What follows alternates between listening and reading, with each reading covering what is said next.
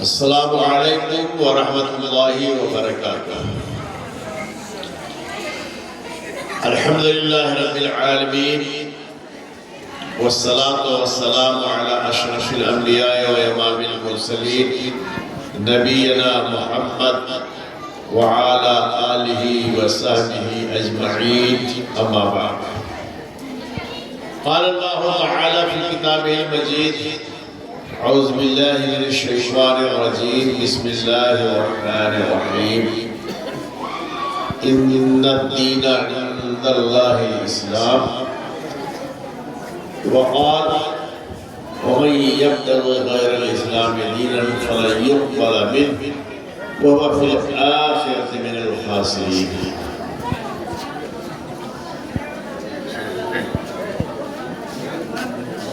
Stage per round of افروز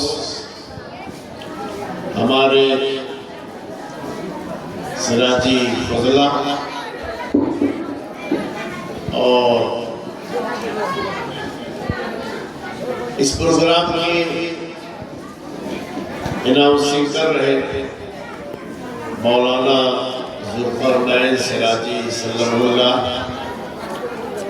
اور stage پر تشریف فرما دیگر ہمارے معزز حضرات، ہمارے سامنے تشریف رکھے ہوئے عزیز طلبہ اور محترم سامعین حضرات، اس معہد النور کے تمام طلبہ اور طالبات اور ان کے سرپرست، بہت ہی خوشی اور مسرت کا موقع ہے کہ معہد النور کے اس سالانہ اجلاس میں مجھے بھی شرکت کی سعادت نصیب ہوئی، اور بچوں کے پروگرام کو میں نے سنا۔ یقیناً ان بچوں نے دل موہ لیا، انہوں نے بہت ہی اچھی پیاری پیاری باتیں متنوع موضوعات پر رکھا۔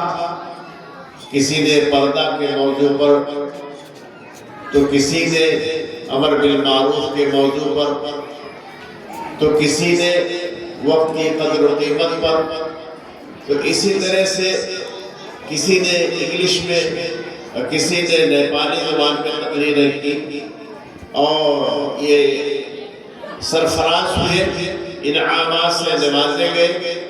میں مبارکباد دیتا ہوں معہد النور کے جملہ ذمہ داران کو، یہاں کے صدر مدرس کو، اور عزیز گرامی مولانا ذوالقرنین شفیق بحریاوی صلی اللہ کو، مدرسے کے ناظم اور سیکریٹری اور جملہ ممبران اور معاونین کو، کہ آپ لوگوں نے بہت بڑا کام اٹھا رکھا ہے، بڑی ذمہ داری انجام دے رہے ہیں، اور یہ ادارہ، یہ مدرسہ جو یہاں ایک شمع کی شکل رکھتا ہے، اس کی روشنی پھیل رہی ہے، دلوں کو روشنی مل رہی ہے، ذہن و دماغ اس سے منور ہو رہے ہیں۔ یہ کیسی روشنی ہے؟ ایمان کی تابش ہے، اور اخلاق کا نور ہے، اور اسلام کی جو کرنیں پھوٹی ہوئی ہیں، اسلام کی کرنوں سے گلی کوچے، قریہ قریہ، محلہ محلہ روشن ہو رہا ہے۔ ورنہ اگر یہ اسلام نہ ہوتا، اور اسلام کی تعلیمات نہ ہوتی، اور اسلام کی کرنیں نہ ہوتی، اسلام کی روشنی نہ ہوتی، تو تاریکی میں رہتے، ظلمات میں رہتے، جیسا کہ اللہ سبحانہ وتعالی نے ارشاد فرمایا ہے۔ اللہ سبحانہ وتعالی نے ارشاد فرمایا، اللہ ولی الذین آمنوا یخرجہم من الظلمات الی النور۔ اللہ رب العالمین ایمان والوں کا دوست ہے۔ اللہ ولی الذین آمنوا، اللہ اہل ایمان کا ولی ہے، دوست ہے۔ یخرجہم من الظلمات الی النور، انہیں ظلمات سے، تاریکیوں سے نور کی طرف لا رہا ہے۔ والذین کفروا اولیاءہم الطاغوت، اور جن لوگوں نے کفر کیا، ان کے اولیاء، ان کے دوست یہ طاغوت ہیں، یہ باطل قسم کے لوگ ہیں جن کی عبادتیں کی جاتی ہیں۔ یخرجونہم من النور الی الظلمات، یہ انہیں نور سے ظلمات کی طرف لا رہے ہیں۔ تو یہ مدرسہ وہی کام کر رہا ہے جو قرآن کریم میں اللہ سبحانہ و تعالیٰ نے فرمایا ہے۔ آخر یہ نور، یہ روشنی کیسے پھیل رہی ہے؟ اللہ سبحانہ و تعالیٰ جو ولی ہے اہل ایمان کا، انہیں تاریکیوں سے نور کی طرف کیسے لا رہا ہے؟ یہ قرآن کی تعلیم ہے، ہمارے رسول جناب محمد رسول اللہ صلی اللہ علیہ وسلم کی تعلیمات ہیں، انہی کے ذریعے سے ہم نور کی طرف آ رہے ہیں، تاریکیوں سے، ظلمات سے نکل کر کے نور کی طرف آئے ہیں اور آ رہے ہیں، آئندہ بھی آتے رہے ہیں۔ تو یہ مدرسے انہی کا ذریعہ ہے، یہ انہی کا سینٹر ہے کہ قرآن کی تعلیم دے رہے ہیں، حدیث رسول کی تعلیم دے رہے ہیں۔ انہی کے ذریعے سے اسلام کا نور پھیل رہا ہے، انہی کے ذریعے اسلام کا نور پھیل رہا ہے۔ ایمان کی تابش اور ایمان کی چمک سے ماحول میں اضافہ ہو رہا ہے، ماحول پرنور و منور ہو رہا ہے۔ تو ان مدرسوں کو ہلکے میں نہیں لینا چاہیے۔ میرے بھائیو اور دوستو، میں نے آپ حضرات کے سامنے قرآن حکیم کی آیت کریمہ کی تلاوت کیا، ان الدین عند اللہ الاسلام، دین اللہ کے نزدیک صرف اور صرف اسلام ہے۔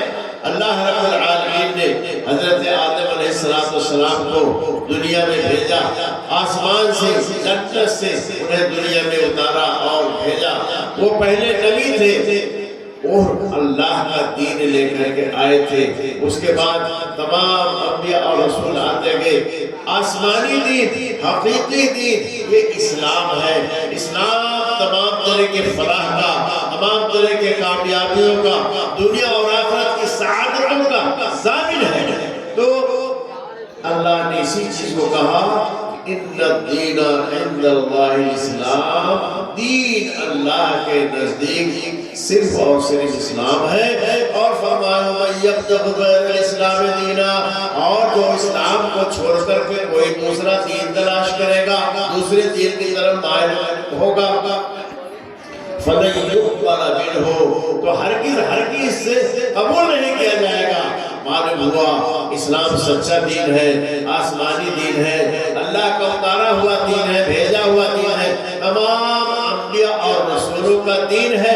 اس کے اندر نہ کہیں کجی ہے، نہ کوئی کمی ہے، نہ کوئی کھوٹائی ہے، کھوٹ ہے کوئی چیز نہیں ہے۔ لیکن افسوس اس بات کا ہے کہ آج یہود اور نصارہ نے ایک سازش کیا، ان کا دین وہ اتنے تیزی سے نہیں پھیل رہا ہے کہ جتنی محنت وہ کر رہے ہیں، جتنا بجٹ اس کے لیے وہ رکھتے ہیں، جتنا سرمایہ خرچ کر رہے ہیں، ان کا دین اتنے تیزی سے نہیں پھیل رہا ہے۔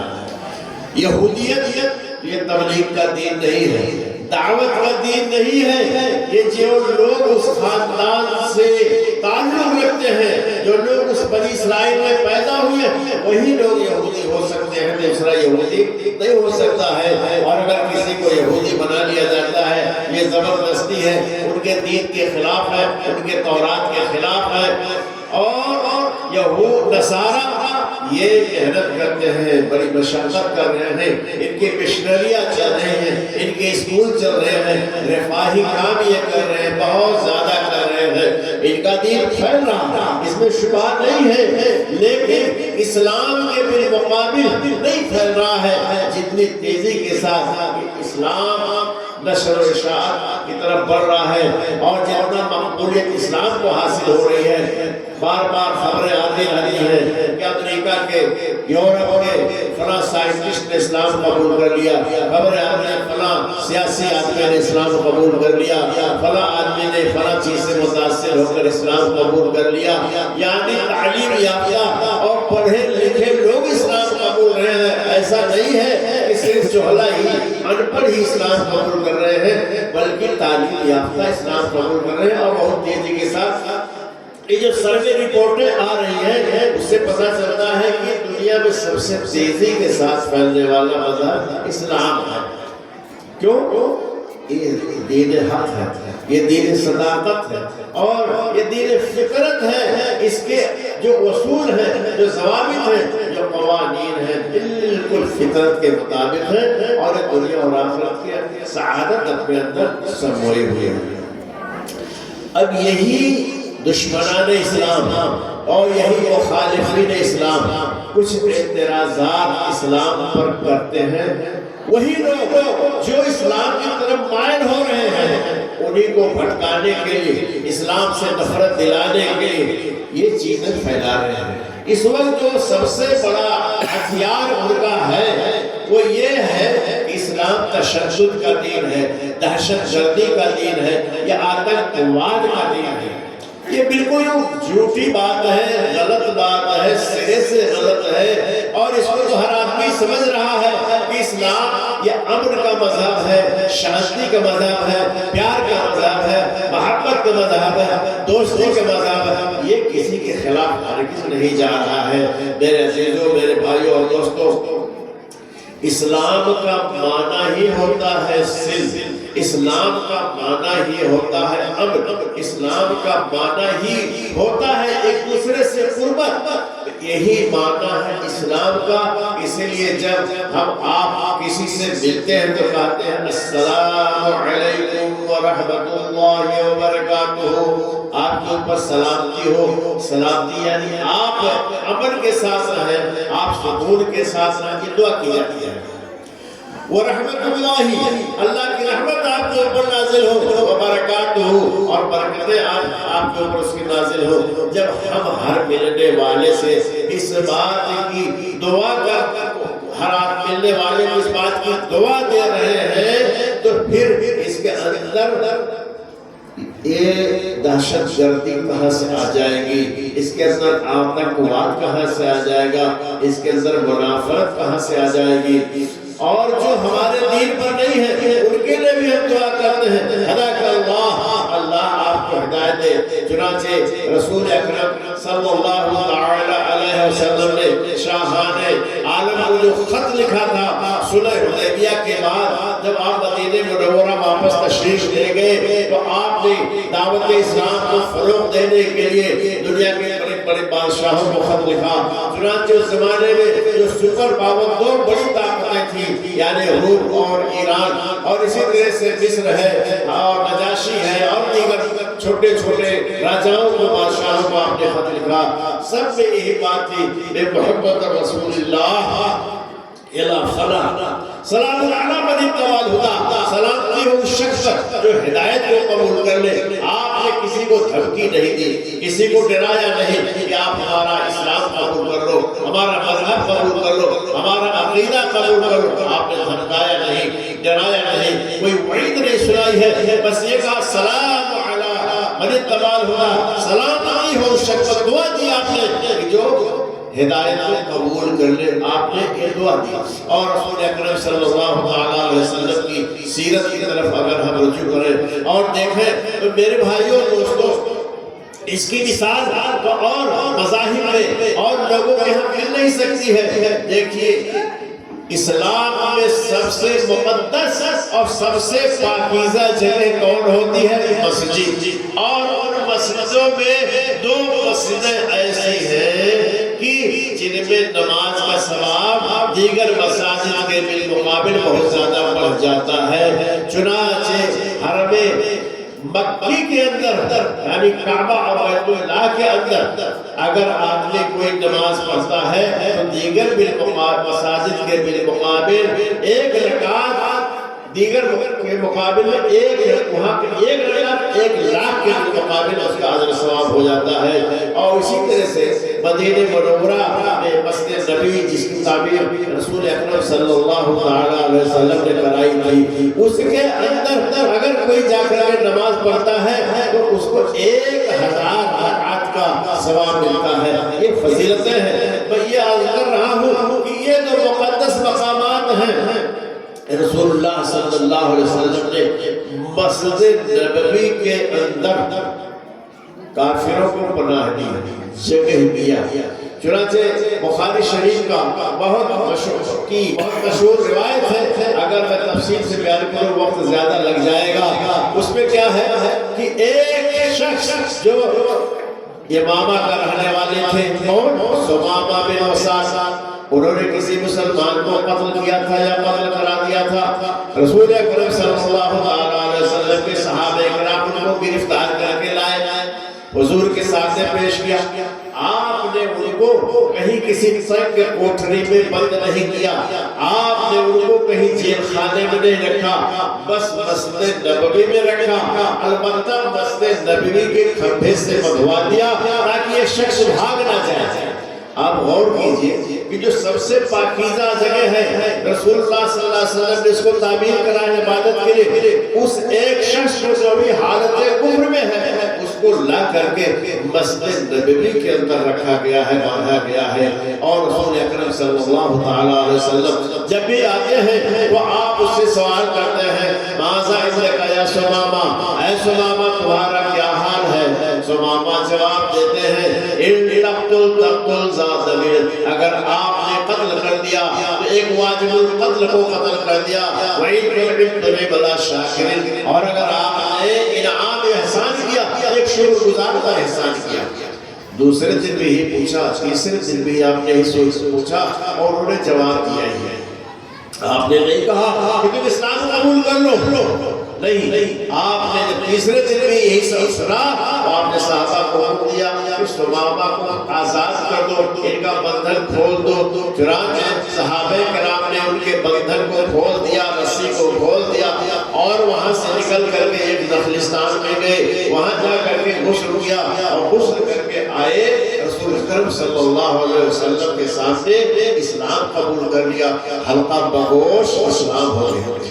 میں یہ عرض کرنا چاہتا ہوں کہ لوگ کہتے ہیں دشمنان اسلام کہ اسلام یہ شانتی کا مذہب نہیں ہے، امن کا مذہب نہیں ہے، تشدد کا مذہب نہیں۔ بھلا بتائے کوئی کون سا یہاں تشدد ہے، کون سا ظلم ہے، کون سی زیادتی ہے؟ اور آپ نے اس شخص کو نہ مارا، نہ پیٹا، نہ الٹا باندھ کر کے لٹکایا، نہ اس کے ناخن اکھاڑا، کوئی بات نہیں، مسجد نبی میں رکھا اور انہیں ہر طرح کی سہولت کھانے پانے کی جو سہولت ہو سکتی ہے وہ سب رسول اللہ صلی اللہ علیہ وسلم نے ان کو دیا تھا۔ وہ اسلام سے متاثر ہو کر کے، رسول اکرم کے اخلاق سے متاثر ہو کر کے، آپ کے طور طریقے سے اور نماز کے طور طریقے سے متاثر ہو کر کے اسلام کو جائے۔ البتہ حرم مکی میں مشرکین کا داخلہ نہیں ہے، حرم مکی میں مشرکین کا داخلہ نہیں ہے۔ سن 9 ہجری میں رسول اکرم صلی اللہ تعالی علیہ وسلم نے حضرت ابو بکر رضی اللہ تعالی عنہ کو امیر الحج بنا کر کے بھیجا تھا، پھر اس کے بعد حضرت علی رضی اللہ تعالی عنہ کو ان کے پیچھے روانہ کر دیا۔ انہوں نے جا کے اعلان کر دیا کہ آج اس سال جو لوگ آئے حج کرنے کے لیے مشرکین آئے ہیں، آئندہ سال یہاں کوئی مشرک نہیں آ سکتا ہے، یہاں داخل نہیں ہو سکتا ہے، آئندہ سال یہاں مشرک نہیں داخل ہو سکتا ہے۔ اور آج تک یہی قاعدہ چلا آ رہا ہے، اسلام کا یہی اصول چلا رہا ہے کہ مکہ میں صرف اہل اسلام داخل ہوتے ہیں، حرم میں اہل اسلام داخل ہوتے ہیں۔ ایک چیز یہ بھی جو مخالفین ہیں وہ کہہ رہے ہیں کہ آخر وہاں کیا چیز رکھی گئی ہے، کیوں جو ہے غیروں کو نہیں جانے دیا جاتا ہے، کیوں غیر مسلم کو کا داخلہ وہاں ممنوع ہے؟ اس کا صرف ایک جواب، سیدھا جواب اور معقول جواب ہے، الٹا پلٹی کوئی بات نہیں ہے، کوئی جواب نہیں، اس کا صرف ایک جواب ہے کہ دیکھیے ایک بادشاہ ہوتا ہے، اس کا حرم ہوتا ہے، اس کا محل ہوتا ہے، لوگ چاروں طرف گھومے پورے بازار میں گردش کریں، گھومے پھرے پورے ملک میں، لیکن بادشاہ کا جو محل ہوتا ہے اس کے کچھ قواعد ہوتے ہیں، اس کے کچھ ضوابط ہوتے ہیں، اس میں ہر کس وقت نہیں جا سکتا۔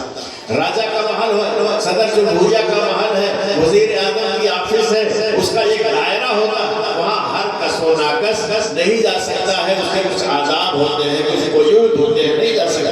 اس لیے وہ اللہ کی توحید کا گھر ہے، توحید کا گھر، اگر اس کے اندر بھی کوئی مشرک جائے، کوئی کافر جائے تو اس کی توحید ہے۔ اس بنا پر یہ پابندی عائد کر دی گئی ہے کہ آج اس سال کے بعد اب آئندہ کوئی مشرک اس کے اندر داخل نہیں ہو سکتا ہے۔ آپ اسلام قبول کر لو، ایمان لے آؤ، دھڑلے سے آؤ، جاؤ، دیکھو وہاں کیا رکھا ہے سوائے اللہ کی توحید کے، اللہ کی عبادت کے، اور کوئی چیز وہاں نہیں۔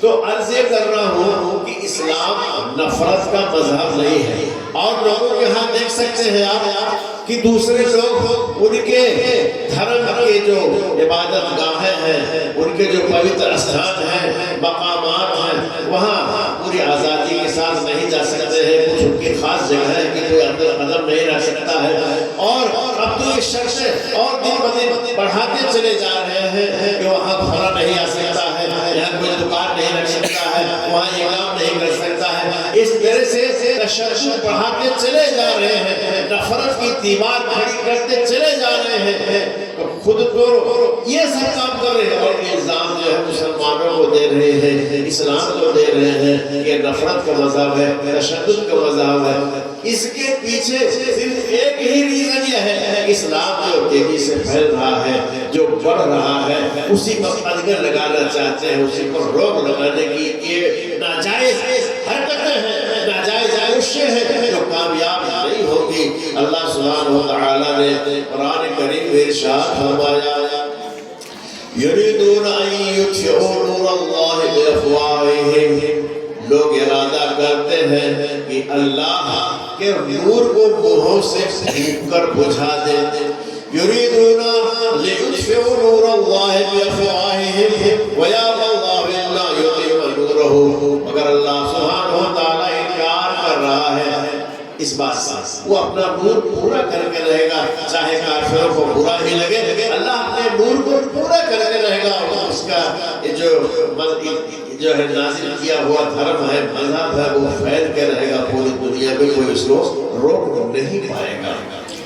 اس طرح سے یہ نفرت پیدا کر کے خود بخود دنیا کو جہالت کی طرف لے جا رہے ہیں، ظلمت کی طرف لے جا رہے ہیں۔ اسلام سب کو روشنی کی طرف لا رہا ہے، نور کی طرف لا رہا ہے، لیکن جو اسلام کے معارضین ہیں، مخالفین ہیں، خود ہی وہی ساری حرکتیں کر رہے ہیں جو الزام مسلمانوں کو اور ہم کو دیتے ہیں۔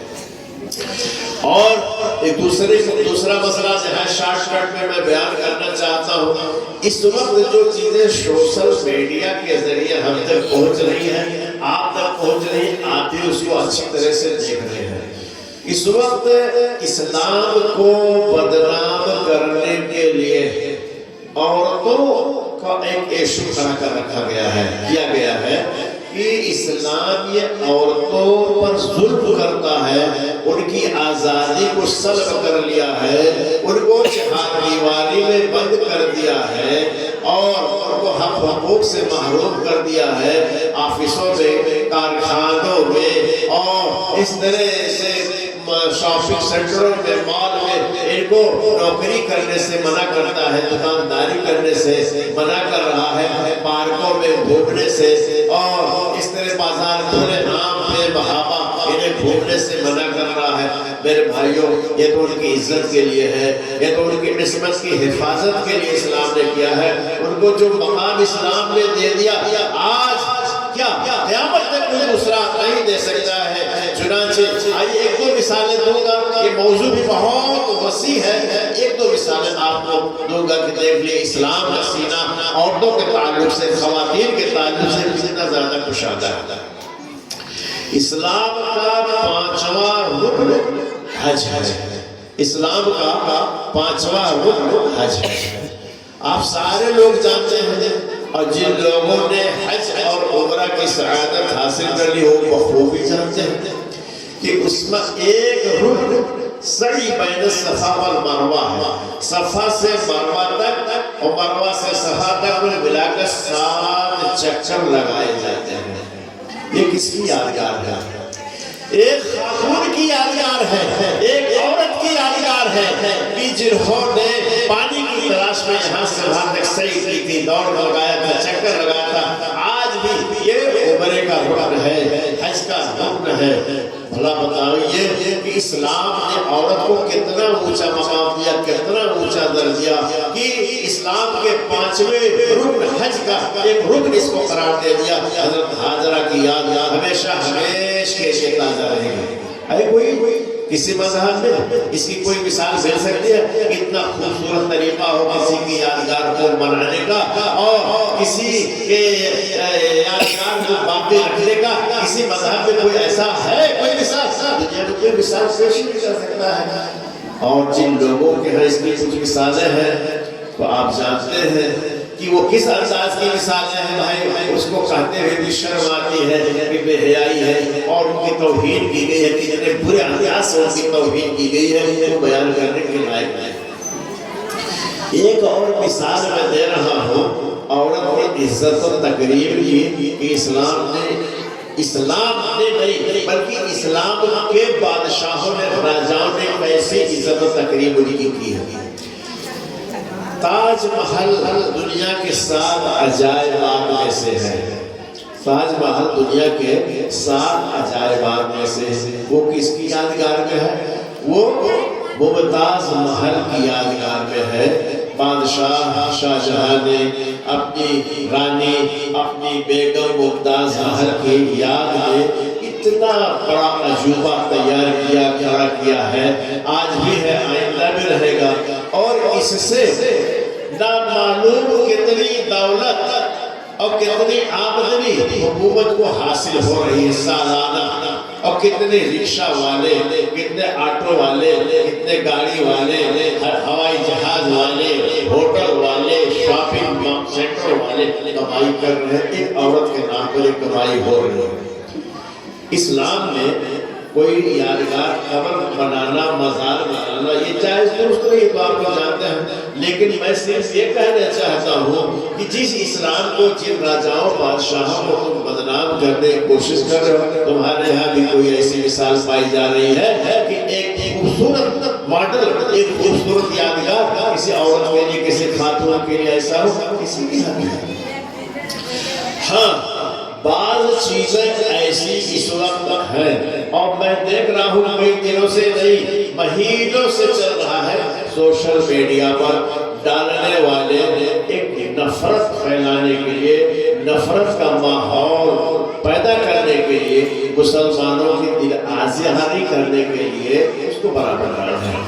قرآن کریم میں اللہ سبحانہ و تعالیٰ نے ارشاد فرمایا، وَلَتَسْمَعُنَّ مِنَ الَّذِينَ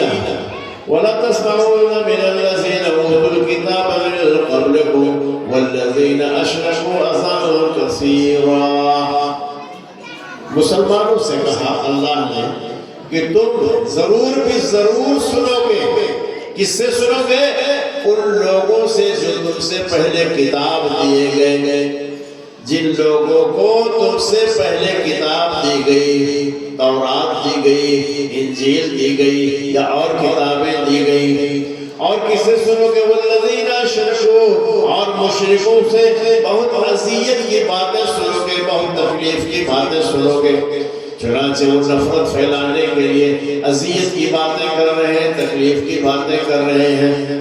اب اس میں ایک مسئلہ عورتوں کی توہین اور تذلیل کے لیے، اور مسلمانوں کو بدنام کرنے کے لیے، خواتین جو اسلام کی طرف مائل ہو رہی ہیں ان کو نفرت دلانے کے لیے حلالہ کا مسئلہ پیش کر رہے ہیں، بہت شخص و مد کے ساتھ اس کو سوشل میڈیا پہ اس کو اٹھائے ہوئے ہیں۔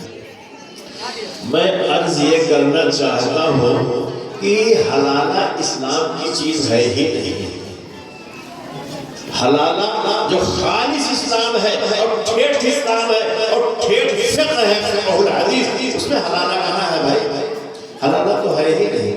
اور ہمارے رسول جناب محمد رسول اللہ صلی اللہ علیہ وسلم نے لعنت بھیجی ہے، لعن اللہ المحلل والمحلل لہ، اللہ تعالیٰ کی لعنت اور اس شخص پر جو حلالہ کرے اور جس کے لیے حلالہ کیا جائے، دونوں پر اللہ کی لعنت ہو۔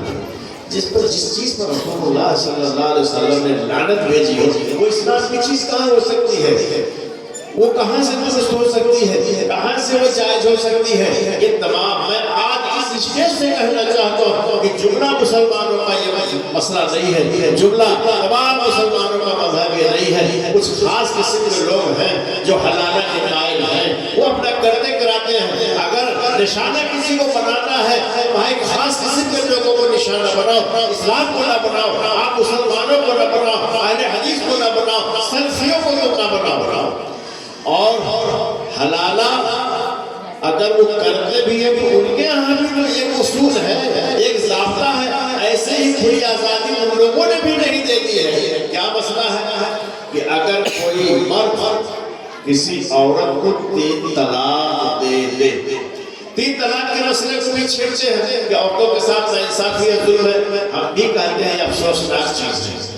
اور تین طلاق ہمارے فقہ میں فقہ الحدیث میں جائز ہی نہیں ہے کہ ایک ساتھ کسی عورت کو تین طلاقیں دی جائیں، تین طلاق واقع نہیں ہوگی، صرف ایک طلاق رجعی واقع ہوگی، ایک طلاق رجعی واقع ہوگی۔ یعنی ایک طلاق رجعی کا مطلب یہ ہے کہ شوہر کی اگر رضامندی ہے تو عدت کے اندر اس توہر اور جو اگلا توہر اس کے اندر سے رجوع کر لے اور اس کو اپنی زوجیت میں پھر واپس لے آئے۔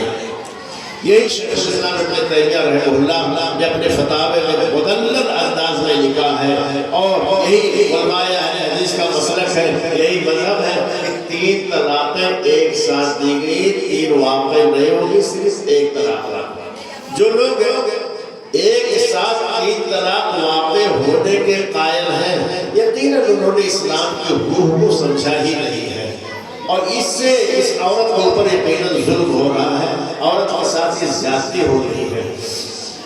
اللہ سبحانہ وتعالیٰ نے ارشاد فرمایا الطلاق مرتان فإمساک بمعروف او تسریح بإحسان۔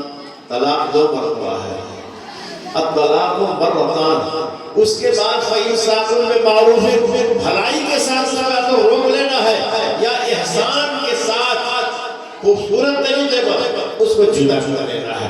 تو اس طرح سے طلاق کا جو صحیح طریقہ ہے تین طلاق دینے کا، توہر میں دیا جائے، حالت توہر میں، یعنی وہ پاک صاف ہو اور اس حالت توہر میں شوہر نے اس کے ساتھ جسمانی تعلق نہ بنایا ہو تو ایک طلاق اس میں دے دے، پھر اس کو مہینہ آ جائے، حیض آ جائے، اس کے بعد اگر دینا چاہتا ہے تو دوسرے توہر میں پھر جو ہے جس سے اس کے ساتھ صحبت نہ کیا ہو، تعلق نہ بنایا ہو، اس میں دوسری طلاق دے دے، پھر اسی طرح سے پھر اس کو مہینہ آ جائے، پھر پاک صاف ہو جائے تو تیسرے میں طلاق دے دے۔ تو یہ تین طلاقیں اب پڑ گئی تو فلا تحل لہ من بعد حتی تنکح زوجا غیرہ، اب تین طلاق کے بعد اس کے لیے جائز نہیں ہوگی یہاں تک کہ دوسرے شوہر سے، دوسرے مرد سے شادی کر لے۔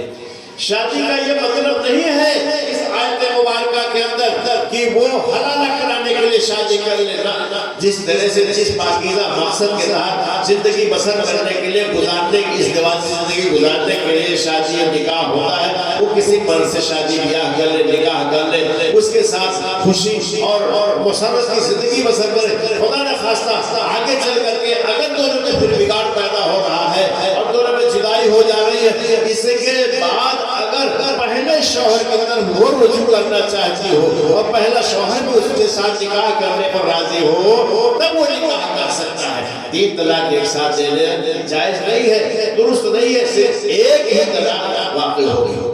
تو یہ ہے ایک ظلم کی بات ہے، یہ ناانصافی کی بات ہے، اور جو طریقہ لوگوں نے اپنا لیا ہے کہ ایک زبان تین طلاق دے دیتے ہیں اور تین طلاق دے دینے کے بعد اب پھر ان کو پچھتاوا ہوتا ہے کہ یہ طوطا تو ہمارے ہاتھ سے اڑ گیا، مینا ہمارے ہاتھ سے نکلی چلی جا رہے، اب میں کیا کروں؟ تو علماء کی طرف رجوع کرتے ہیں، وہ کہتے ہیں بھائی وہابی مولویوں سے، اہل حدیث مولویوں سے فتویٰ پوچھو۔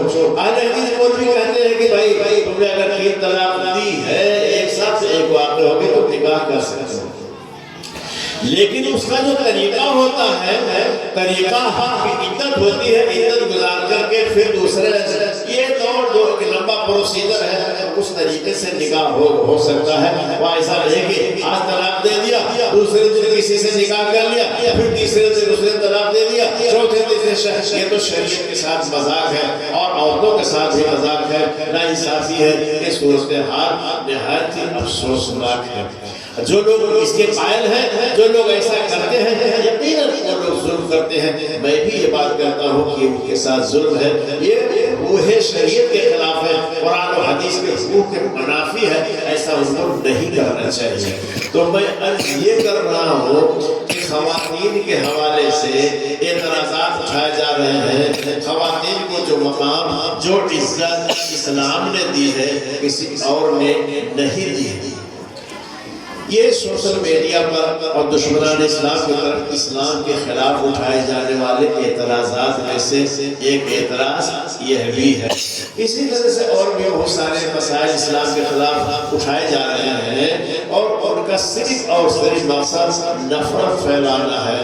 میں عرض کر چکا ہوں کہ اسلام محبت کا دین ہے، یہ پیار کا دین ہے، امن کا دین ہے، شانتی کا دین ہے، یہ نفرت کا دین نہیں ہے، بھائی چارگی کا دین ہے۔ سارے لوگوں کو ایک ساتھ مل جل کر رہنے کی اسلام تعلیم دیتا ہے۔ لڑائی خوریزی قتل و غارت غری سے اسلام نے سختی کے ساتھ منع کیا ہے۔ انہیں چند باتوں کے ساتھ اپنے گفتگو ختم کرتے ہوئے میں مبارکباد دیتا ہوں پھر معہد النور کے تمام ذمہ داران کو اور تمام طلبہ کو جنہوں نے پوزیشن حاصل کیا، انعام سے نوازے گئے، ان طلبہ کو، ان کے والدین کو، ان کے سرپرستوں کو اور معہد النور کے جملہ ذمہ داران کو اس محنت پر، اس کاوش پر، اس کامیابی پر مبارکباد پیش کرتا ہوں۔ دعا کرتا ہوں کہ اللہ رب العالمین اس ادارے کو آگے بڑھائے اور یہ مزید پھلے پھولے ترقی کرے، اس کا نور عام ہو اور یہ زیادہ سے زیادہ اپنے نور کو پھیلا سکے، چونکہ یہ معہد النور ہے اور یہ نور کیا ہے؟ اسلام کا نور ہے،